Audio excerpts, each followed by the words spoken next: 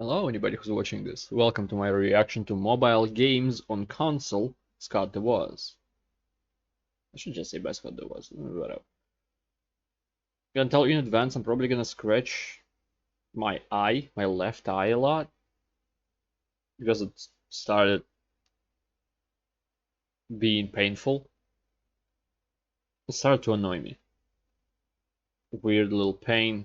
It goes away, so I probably will not do it often, but you be warned. Also, my stomach is in not a good shape right now. It's just good timing to record, you know? But but it's the best timing for the plans I have for later, so I don't have any other time. If you wanna help me, I don't know, fix my stomach, I don't know if that's possible. Maybe money will help? You know, there's a donation link in the description below and whatnot. Subscribe, leave your likes, dislikes, comments, whatever you want. Let's begin. Oh, for the love of God, I was supposed to get robbed tomorrow! Damn it! Well, my evening opened up. Okay. What am I gonna do now? I can't go, hey all, Scott here. I don't own Lasagna World Tour. False alarm. I lost everything. Well, except what the robber decided to leave. I wonder why. Yay, Angry Birds. This is too convenient. You know what I really need to do is buy a $500 console alongside a $2,000 TV set, buy a $60 controller to play this free game for $60. Oh, fucking brilliant! Error. Take it, you son of a bitch. I'm not one to make bad decisions, I'm one to buy a ninth Wii U. So the idea of a person paying full price for a game you can get for $1 or free, I don't even think God planned that one out. Listen, gaming is bigger than it's ever been before, and I think a key part of that massive growth is mobile gaming. Playing games on your smartphone.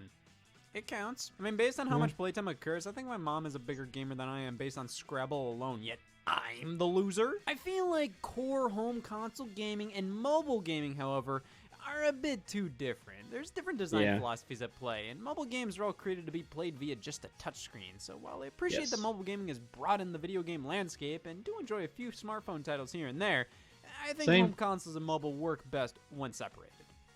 Trailblazer. Every so often, game companies figure that because mobile games do so well, that must mean they should only make mobile games from there on out, or incorporate elements of them into their console games, or say AAA gaming is dying. All because Grandpa bought the Bird app for $1. Oh my god, the console game industry keeps flip-flopping between accepting what it is and trying to embrace mobile. And don't get me wrong, sometimes it works out, but most of the time it's like, hey, we're gonna put this game on mobile just because mobile is huge, even though it would do 10 times better on console because that's where the target demographic is.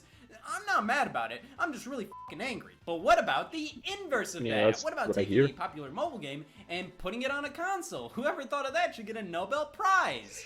Oof, yeah, In hell. Listen, I have a soft spot in my heart for, I don't know what else to call it, the golden age of mobile games. That period of time when the iPhone first opened its app store, come on, everybody remembers those commercials saying how there's an app for everything. When you get an Apple device with the app store available on it, man, I'd just scroll through that thing for hours, finding all kinds of fun free apps, or I'd scrounge up enough money to spend $1 on one. I never had an the iPhone, quality so was horrendous. I can for many relate of to these that apps. exactly. It was a fun era. There was Thing, but I even still occasionally scroll through Google Play just to find something to kill my time with. Smartphone apps could do anything. I downloaded Well, I apps watched that said something they on were YouTube, universal actually. TV remotes without any knowledge on how they'd work. They never did. Then there were the one-time gimmick apps like, ooh, a lighter. Nowadays, apps all kind of feel the same, and games are mostly free, which is cool, but they're all littered with ads. You can't do anything without a 30-second unskippable commercial blocking your way. And many of the most popular games, they all blend in. Back in 2009 or so, the most popular iPhone games were more unique. They were experiences designed specifically for the phone, and I feel like that contributed heavily to their popularity. Angry Birds was the biggest phenomenon, though it was never a favorite of mine. So I guess it's more focused on iPhone. Addictive and worked perfectly with a touchscreen-only device. Stretch a bird, political violence. The game originally cost 99 cents on the iPhone, $1.99 on the iPad, and there were a few releases in the series. You had the original vanilla Angry Birds, Angry Birds Seasons, which gave you constant updates and new levels based on holidays and the time of year, and Angry Birds Rio. You know, they made a movie based on this game. I never considered this to be a trilogy. Is that the more so order it just happened in? variations I of the actually have original no Angry idea if Birds, that's but a it doesn't joke or matter not. because Activision did. Angry Birds Trilogy. For only I shouldn't have talked made a already. movie based on this game. I never considered this to be a trilogy, more so just variations of the original Angry Birds, but it doesn't matter because Activision did. Angry Birds Oh. Trilogy. For only Okay. $40, you can waste 37. Oh my yeah, God. Physical releases of the first 3 games for Xbox 360, PlayStation 3, and Nintendo This is 3DS. disgusting. Strangely, Wii U, and PlayStation Vita versions came a year later, considering these were platforms that honestly worked better for Angry Birds with touchscreens and pointer controls. The main selling point of Angry Birds Trilogy is to play it on a TV. Was it worth it? No. Don't get me wrong, I Of see course value not. in 40 playing bucks this game for on the this? TV, you know, pass the controller around, try to beat each other's high scores, but it's just so clunky here. What used to be a game with the simplest control method imaginable now uses literally every face button on the controller. That is impressive. I'd say the Wii and Wii U versions make the most sense. This release is nice as it does preserve 3 of the biggest mobile games ever, some of which have been delisted and discontinued from the app stores. Yeah, I'll give this release that. It keeps the Angry Birds Rio dream alive. But no matter what, I can't look past the fact that while this is a collection of games, it's a collection of games that retail for $3 total, $6 max buying the iPad versions. In fact, Trilogy was missing some levels from the original game. Some exclusive bonus levels are included, but Oh. does that really matter with Angry Birds? It's not like these levels No. are vastly different enough to make you think, wow, Yeah. new level designs? You don't really care about the design itself. The fun of new Yes. levels in Angry Birds is the idea you have a new box to check off. Ooh, a new stage to be and get 3 stars in? Do you really have a favorite Yeah, stage in the just game? Can you tell the flying as difference much as between you want. ears of corn? Or Because if you give birds. me a bonus ear of corn, I'm not gonna be like, oh my god, a new corn? No, it's just, okay, it's just another ear of corn for me to eat. The bonus stages in Angry Birds Trilogy. It's a fine release. I mean, the Angry Birds series are solid games. It would have been cool to get games made specifically for consoles rather than just the mobile games all over again. And Yes. the initial price point of $40, no matter who you And I feel like companies already was big enough to actually create a proper different title. were, was hard to swallow. So Activision listened, and they knew a trilogy of games wasn't enough for that price point. They charged more for one. Angry Birds Star Wars for $50. I think I released played this 1 on the year phone. later for pretty much every console at the time. I feel like they wanted to push to be there for the PS4 and Xbox One's launch, and they knew they could go consumers into buying into it. But the birds will be pissed. The fact they pretty much sold a single $1 mobile game for $50 when at Yeah, the very definitely least they played could have included Angry Birds this. Star Wars 2 in the package, considering Yeah, that came fine. out a few months prior to this console release. I'll throw Angry Birds Space in there. It's pretty dumb. Like, who the hell would buy this? You, I guess. Ignore that question, but disregarding all of that, Angry Birds Star Wars does offer family fun for less than most AAA games. Multiplayer is now included, which adds so much value to the Oh. game, even though it's literally just passing the controller to the other player for their Oh, turn, which okay, you never I- needed a multiplayer mode to do for that a second I before, but it's expected a it fantastic addition to a solid online. game.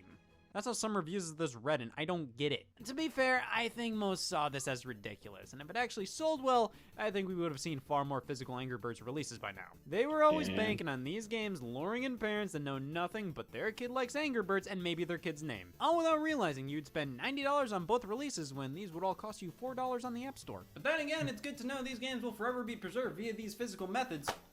I'm sleeping well tonight! Alright, enough about the pissy chicken saga. Let's talk about the best mobile game. Cut the Rope hit the scene around the same time as Angry Never Birds, and liked it that much. I always preferred it. A very simple yet engaging puzzle game. Nab all 3 collectible stars by cutting the ropes, holding the candy to get it to the monster Om Nom's mouth. You know, a bunch of 9-year-olds see this game and go, oh, my childhood! But no, guys, let's give Cut the Rope more credit. I mean, I think this is so much better than Angry Birds. It's so smartly designed, and unlike that game, I remember so many of these levels. The gimmicks they employ, the sound effects, music, the visuals, and animation are phenomenal for a mobile game released in 2010. Hell, even in general, they're fantastic. And the fact this game could not work as well without a touchscreen, it just makes this one of my top mobile games of all time.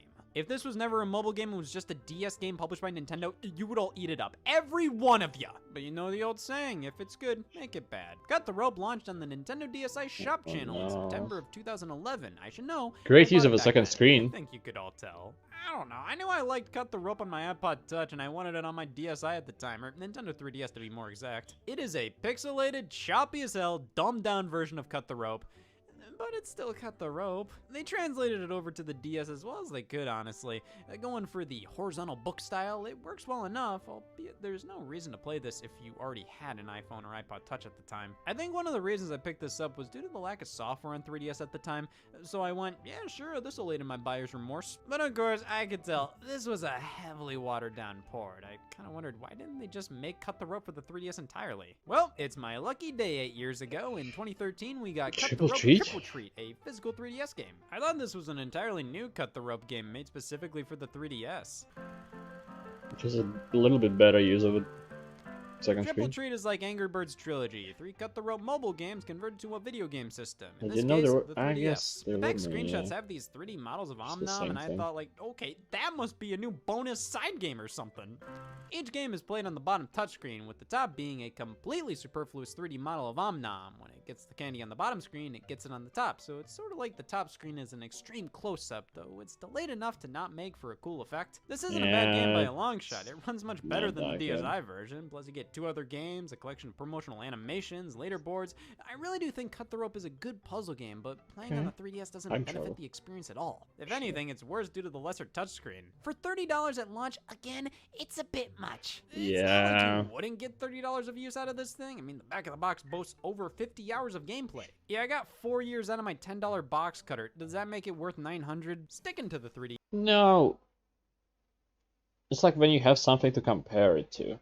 You can use $30 on Cut the Rope, Triple Treat, or maybe you can use that on some kind of Zelda game or something like more grandiose, but pretty much the same price.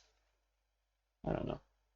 And also you can compare that to why would I buy three games for $30 when I can buy them or maybe even get them for free on my phone? That doesn't make sense. Yes, let's try out Doodle Jump Adventures, also What the released in fuck? 2013. I didn't know alongside this the wasn't DS a version, console. Doodle Jump Journey plus Doodle Jump for Kinect for Xbox 360. Jesus, that was a big Kinect? year for this stuff. Did everybody collectively go, let's make worse versions of our mobile games and charge 30 times more?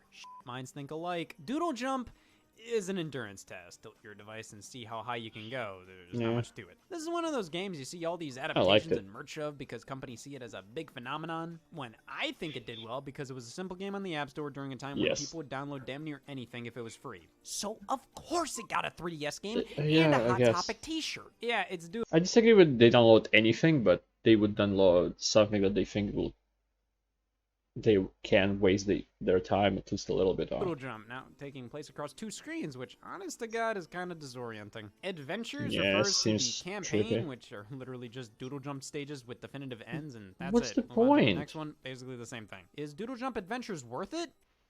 No. Let's be fair, though. Sometimes the transition Second to screen consoles looks can like go quite shit. smoothly. Here we have Fruit Ninja Connect. Oh, he's Yeah, not a this isn't ninja, bad. He's a Fruit Ninja. Oh, badass. This is one of the best conversion ideas. Fruit Ninja was all about swiping combos of fruit while avoiding missing any and bombs, but Connect for Xbox 360 gives you the exact game, but you use your body now, karate chopping the fruit away. It's honestly one of the best uses for Connect, and is truly distinctive enough from the mobile release to be completely warranted here.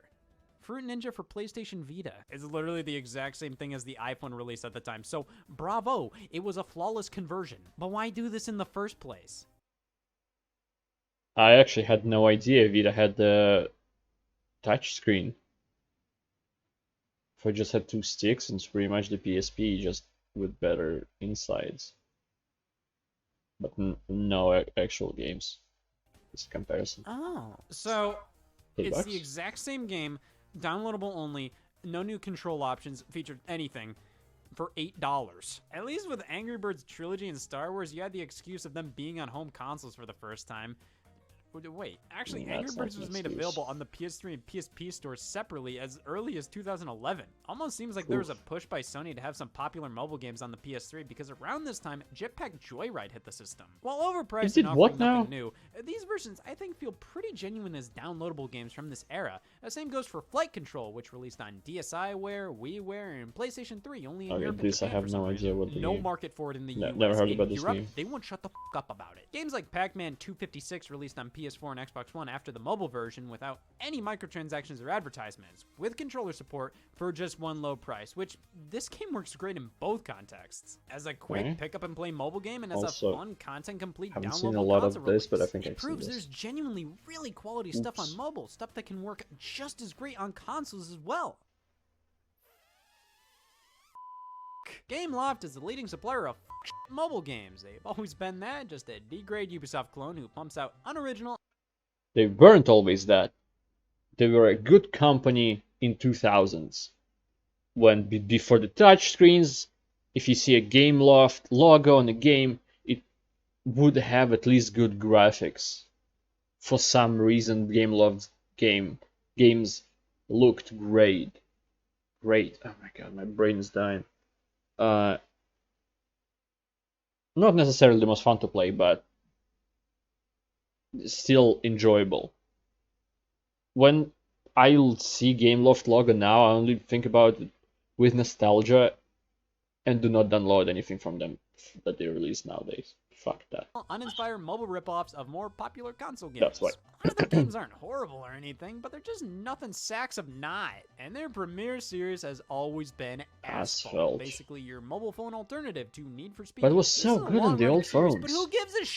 The original Asphalt, Java. Urban GT, and Urban GT2 released on Nintendo DS actually before cell phones, so starting with Asphalt 3, it became a completely mobile-focused series. Games like Asphalt 4 hit the Nintendo DSi shop, and Asphalt 6 the Nintendo 3DS as a launch title. Asphalt 3D. This was one of the first 3DS games I bought, mainly because it was the only game I could afford after already picking up Pilotwings Resort. After reading Oedipus Rex, I said I too should have a tragic ending. I remember not having any opinions on this game, and frankly, that's how I feel about this entire series. It's such a soulless car game. There's nothing unique about it. It gets the job done. Like if you have a pheromone release where you see a car move, sure. But Ridge like a Racer cookie 3D cutter launched right alongside the 3DS too, so it's like, why not go for that one? I'll tell you why. Because Asphalt is always cheap or free. That's how they get you. Asphalt 9 was a mobile game converted to the Nintendo Switch, and it's more of the same, but this time it's free to play. Again, it's playable, it works, it does the job, but there's something about these games that always makes me feel like I'm wasting my time playing them. And I just beat Right to Hell Retribution.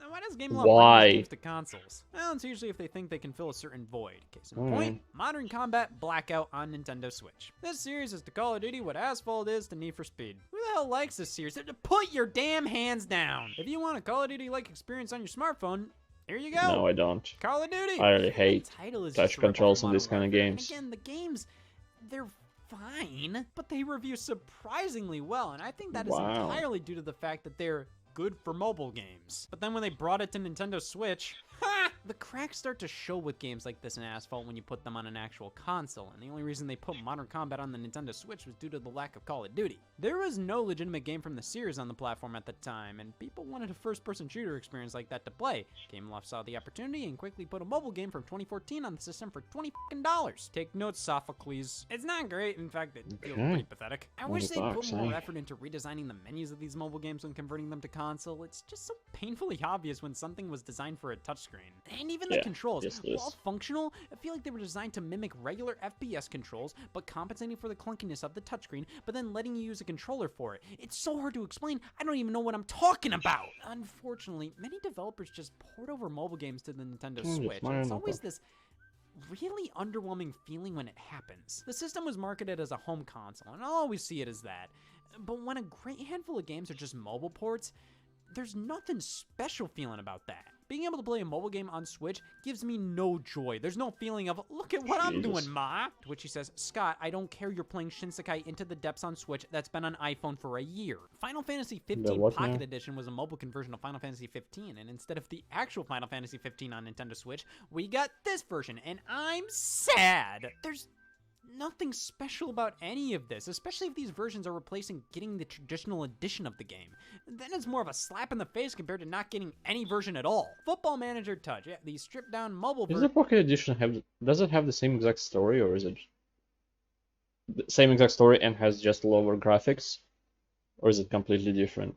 Different of story. Football Manager. No Xbox idea. got a version made specifically for it, titled Xbox Edition. The Nintendo Switch, they're not even trying to hide it. And then the Pokemon spin-offs. There's a ton that release simultaneously on mobile and Switch, and they either feel out of place on mobile or out of place on Switch. And now, to be fair, they normally launch on Switch first, but you can't fool me. Games like Pokemon Quest and Pokemon Cafe Mix were designed for mobile first. Just look at them. It's unfortunate because we used to get so many Pokemon spin-offs of all kinds for the Game Boy Advance, DS, Nintendo 64, GameCube, Wii, and now, while we still get some big boy spin-offs, a lot of Pokemon spin-offs are relegated to being free-to-play mobile games that get a half-assed Switch version to throw us a bone. But in reality, I think this just opens these games up to more criticism. Again, look at the differences between the review scores of Modern Combat on mobile and Modern Combat on Switch. You become a lot more critical when you play a mobile game on a console like this. But that's just a testament to how big mobile has become. It's impossible to ignore, and a franchise like Pokemon makes perfect sense for the platform. Mobile franchises become so big that we end up getting things like Puzzle & Dragons Super Mario Bros. Edition. Yeah, a mobile game turned 3DS game with an official Nintendo license on it all. I have no idea if I like how this game looks or not. Well, something like this is far more understandable becoming a retail game, especially considering it was made from the ground up for the console. Like VR spin-offs or stuff like the Plants vs. Zombies Garden Warfare series. If you just port it on without changing anything, it will have worse reviews than it had on original platforms. I feel like that would be the rule. And maybe some games would break that rule, but majority will not. But if you want to make similar game, want to make that game appear on a different console, you should remake it for it. Then you can get more recognition as a company, more sales of that particular game on that particular console. But no mobile developer will do it. Nintendo has the money, so they can remake it. But mobile developers will not do that. Plants vs. Zombies wasn't a mobile game first, but it hit the platform way before consoles, and Plants vs. Zombies 2 is only a mobile game. I'll count it. To be honest, most versions of this game work fairly well. The touchscreen of the Nintendo DS, the version for Xbox 360 was very fine-tuned. It feels great here, but the third-person shooter spin-off, well, that does make a bit more sense for the system. But hey, what if mobile games had their own dedicated system? No. Nuh-uh. Fucking Christ, yes. Take me back to 2013 when every company was making micro-consoles and they were only capable of streaming Netflix, and even then some of them couldn't do that. These $100 systems were based on mobile operating systems, so they'd have some mobile games retooled to work on a TV, and in their just marketing, Android mostly. They basically said, who needs a PS4 when you can play Crossy Road on this $99 back scratcher? Again, it can't even do that. Here's the thing, I think many companies don't understand what makes mobile games successful and just think, oh, that means everybody loves this, put it everywhere. Listen, man, I play Flappy Dunk on my iPhone all the time, but it's more of a nervous tick than a, oh, I love this game. I just want something to do with my fingers, stimulate my eyes for a brief moment. Does that mean I'm a big fan? No, it just means I have more to work on mentally than I thought. When Flappy Bird was the biggest sensation for no other reason than it was a bitch hard, and all the high school students and coworkers were saying, hey, I got 4 points in Flappy Bird. No, I got 10. The developer removed it from the App Store afterwards, and when Amazon got the exclusive sequel, Flappy Bird's Family, for the Amazon Fire TV, who really gave a shit? Mobile games. Flappy Birds, I remember. I was so fucking good at it.